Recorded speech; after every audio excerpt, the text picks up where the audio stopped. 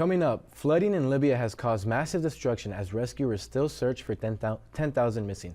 More up next. The Latino Pride Alliance had its third annual Latino Pride Festival in Phoenix. Details coming up on the event.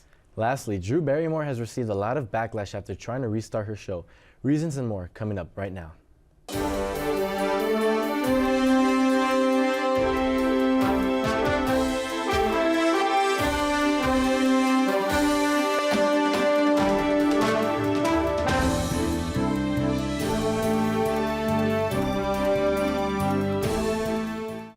Welcome to the first episode of the Cut Network's 17th season. I'm Emily Fox-Millian. And I'm Ernie Jimenez. A little over a week ago, Libya experienced extreme flooding, caused in part by rising planet temperatures. Cut reporter Alana Goodman is here to give us more details on the flood and the destruction that followed. Yes, thank you, Ernie. Libya was left in a devastating state after floods hit the city of Derna, killing up to 11,300 people on Sunday, September 10th. Rescue teams are currently calling for help locating missing bodies. The storm swept the Mediterranean last Sunday, and the floods demolished neighborhoods, leaving many buildings damaged. A total of 900 buildings were damaged in the storm. The storm's impact was greatly exacerbated by a lethal confluence of factors, including aging, crumbling infrastructure, inadequate warnings, and the effects of the accelerating climate crisis, according to experts. The flooding was so strong that Derna was split into two, which created a path to the sea. Petteri Talas, the head of the UN's World Meteorological Organization, said the floods could have been prevented if Libya had a functional meteorology service. Rescuers are currently trying to identify missing bodies and people. Teams are searching in collapsed buildings and going out to sea to recover dead bodies with the possibility of finding survivors. Some bodies have been trapped under buildings, which could trigger a health crisis if the areas are not evacuated. However, the bodies are no longer identifiable, which is making it more challenging for rescue teams. 10,000 people are still missing, and the death toll is already more than 11,300 people in the Middle East. Young children were exposed to negative results from the flood, such as increased risk of cholera, malnutrition, and dehydration. Asma Awada, a volunteer who assisted during the tragedy, said she lost a number of relatives, including her husband's entire family. Derna was the most beautiful city. For the Cut Network, I'm Alana Goodman reporting. Thank you, Alana. We will keep you updated as we receive more information. Gray Mendez and Carlisto Acevedo Brito are facing murder charges in the death of a toddler at a Bronx daycare. Last Friday, 1-year-old Nicholas Deminci died and 3 other children were hospitalized at Divino Nino Daycare from a suspected opioid exposure. Mendez, owner of the Divino Nino Daycare, was arraigned on Sunday night at Bronx Criminal Court and was denied bail. Acevedo Bristo is expected to be arraigned soon, and the two are each facing more than 10 charges, including murder, criminal possession of a narcotic, and endangering the welfare of a child. Court officials said 1 kilo of fentanyl was found inside a closet at the daycare, along with 3 kilo presses, which are used to process drugs. At least one surviving child tested positive for fentanyl. The medical examiner has yet to determine the official cause for death for Nicholas. A new COVID vaccine is out, but will it prove successful? The CDC, also known as the Center for Disease Control and Prevention, recommends the new COVID-19 booster vaccines for all. It is available for those who are 6 months and older, and those who have tested positive for COVID recently may have to wait at least 90 days until they are eligible for the latest vaccine. Around 75% of the people in the United States seem to have skipped the bivalent booster from last year, and it is feared that the uptake won't be any better. Hospitalizations and COVID-related deaths have risen in recent weeks, and COVID remains a leading cause of death, with an estimated 7,300 people who have died of the disease in the past 3 months. To make matters a bit worse, this COVID vaccine will not be fully covered by the government, leaving concerns for the 25 to 30 million uninsured adults. New information on a 2018 rape accusation made by a Yale student has been released, causing colleges to reflect on how to handle instances of sexual assault. Cut reporter Abby Urich is here to give us information about the hearing and its impact. Thank you, Emily. A Yale student's rape accusation exposed her to a defamation lawsuit, drawing national attention, the New York Times reported on Sunday. This information has just become public. Back in 2018, Saifullah Khan listened during his disciplinary hearing as a woman accused him of raping her after a Halloween party at Yale University. Mr. Khan and his lawyer were not allowed in the teleconference panel to hear her statements. Furthermore, his lawyer could not cross-examine the woman. Khan claimed, quote, "There is absolutely nothing I can do to change my situation," and as he had feared, Yale expelled him. Months later, during his criminal trial, his lawyer cross-examined the woman. After barely 3 hours, Khan was acquitted, quote, "beyond a reasonable doubt." Khan therefore filed a defamation lawsuit against the woman, challenging the way universities across the nation handle sexual assault hearings. The Connecticut Supreme Court gave Khan's lawsuit the green light, ruling that his hearing lacked due process, including the ability to cross-examine witnesses.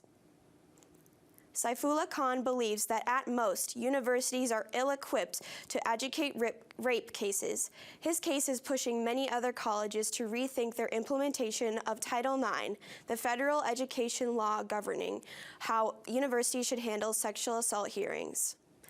For the Cut Network, I'm Abby Jurek. After talks in Russia, North Korea leader Kim Jong-un was gifted drones as a parting gift. The West is alarmed over the meeting and implications of potential military cooperations between Moscow and Pyongyang. The rare 6-day trip to Russia saw talks between Kim Jong-un and his counterpart Vladimir Putin. Due to the sanctions, North Korea is in need of all resources ranging from food to energy to military power. Kim spent much of the trip visiting military sites. At the farewell ceremonies, complete with a red carpet, he was gifted a bulletproof vest and 5 attack drones. Later, Kim was seen boarding his personal train, which left Artyom railway station while Russian officials waved on. The Latino Pride Alliance organized the first Latino Pride Festival in 4 years. Downtown Phoenix's Heritage Square drew hundreds of people looking to celebrate their roots and identities for the 3rd Latino Pride Festival on Saturday. The event had organizations in attendance highlighting the needs of the LGBTQ+ community, including Turning the Tide, a program offering free testing for HIV and mental health support for non-binary and transgender individuals, as well as Chicanos por la Casa de Colores, which offers services to domestic violence victims. The festival was complete with food and beverage vendors and performances on the main stage. Former RuPaul's Drag Race contestant Adore Delano even made an appearance. The event, after years of being postponed due to COVID and general backlash, will make another return to the park in 2024. ASU Football was shut out at home for the first time since 1988 in last weekend's loss to Fresno State. Last weekend's 29-0 loss saw 8 total turnovers and 3 ASU quarterbacks.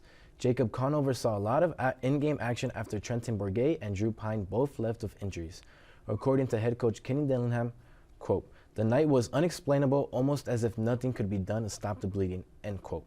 A year ago this week, former head coach Herm Edwards was let go following a brutal home game loss to Eastern Michigan, which dropped the then ASU record to 1-2. After the most recent loss to Fresno State, the record again drops to 1-2. The last shutout home game almost 35 years ago now was a 50-0 loss to USC in November of 1988. To start off the recap, we have the Tennessee Titans with an impressive 27-24 victory over the Los Angeles Chargers. Coming into the game, the Chargers were favored by 2.5 points despite winning the overtime coin toss. The Chargers went 3 and out, forcing a punt to the Titans. All it took for the Titans was a 38-yard drive to set up Nick Folk for the game-winning field goal. Moving on to the next game, the New York Giants versus the hometown team Arizona Cardinals. The Giants trailed 20-0 entering the half, but Daniel Jones turned into Danny Dimes as he got the Giants back into the game. With 4 minutes remaining, Jones throws a dime to Isaiah Hodgins to tie the game at 28. The Cardinals were forced to punt, which led to an 8-play, 56-yard drive, which set up Graham Gano's 35-yard game-winning field goal. Despite the 31-28 win, the Giants suffered a major loss with Barkley coming off the field late game with a sprained ankle. For the final Monday night match, the Browns received the ball to start off the game, and on the literal first play of the game, Deshaun Watson throws a pick six. The Steelers' defense forced 4 turnovers, and their linebacker Alex Highsmith had 7 total tackles alongside 1 sack, 1 forced fumble, and 1 interception that was returned for a touchdown. The Pittsburgh offense still struggling as they totaled 255 yards of offense. Nick Chubb, the Browns running back, carried them and kept them in the game until the second quarter. Chubb suffered a gruesome knee injury, which is going to rule him out for the remainder of the season. The Steelers went on to win 22-26. A broken contract between the UAW and several automakers has led to over 13,000 union workers to walk out of their jobs. Cut reporter Brandon Muth is here to update us on the status of the strike.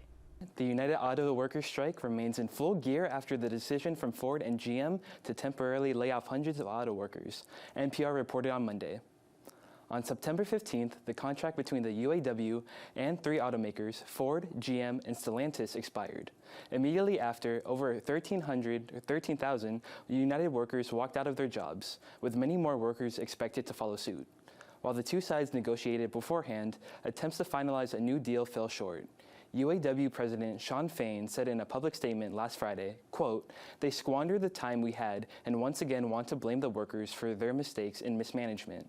The strike started in protest of the low wages received by auto workers, calling for a 40% pay increase. In response, Ford temporarily laid off 600 workers at its Michigan assembly plant, and GM warned 2,000 workers of being laid off at its Fairfax assembly plant in Kansas. According to Ford and GM, the reason for the layoff is due to shortages in critical parts and materials supplied. As a result of the temporary layoffs, workers are receiving no compensation because of the ongoing strike. If there is no finalization on a new contract between the UAW and the automakers in the coming days, it could have an impact on the U.S. economy. For the Cut Network, I'm Brandon Muth. Back to you at the desk. Thank you, Brandon. The UAW walkout is not the only strike creating waves between the workers and the higher-ups this year. After receiving public backlash for planning to bring back her talk show during the SAG-AFTRA writer's strike, actress and TV host Drew Barrymore decided to postpone its return. Just a day before her talk show was about to begin broadcasting, she announced her change on an Instagram post. After the announcement, several other shows produced by CBS and Warner Bros., such as The Talk and The Jennifer Hudson Show, would also pause their season premiere. The return of production for Barrymore's show attracted picketers, and she took to Instagram on Friday to defend her decision with an emotional video. Later that same night, Barrymore would delete the video and on Sunday morning would release a statement changing course of airing her show. Barrymore stated, quote, "I have listened to everyone, and I am making the decision to pause the show's premiere until the strike is over," end quote. The statement said, quote, "I have no words to express my deepest apologies to anyone I have hurt, and, of course, to our incredible team who works on the show and has made it what it is today. We really tried to find our way forward, and I truly hope for a resolution for the entire industry very soon." Her social media pages were flooded with advice from people urging her to take back her decision, advice she took note of in less than a week. What do you think about Drew Barrymore?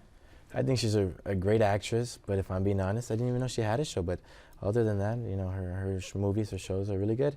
I'm a big fan of 50 First Dates, like you said, right, and exactly. I'm also, her show, Santa Clarita Diet, is also a favorite one by me. Yeah, definitely going to skip the talk show, though, if she decides to come back before that strike is over.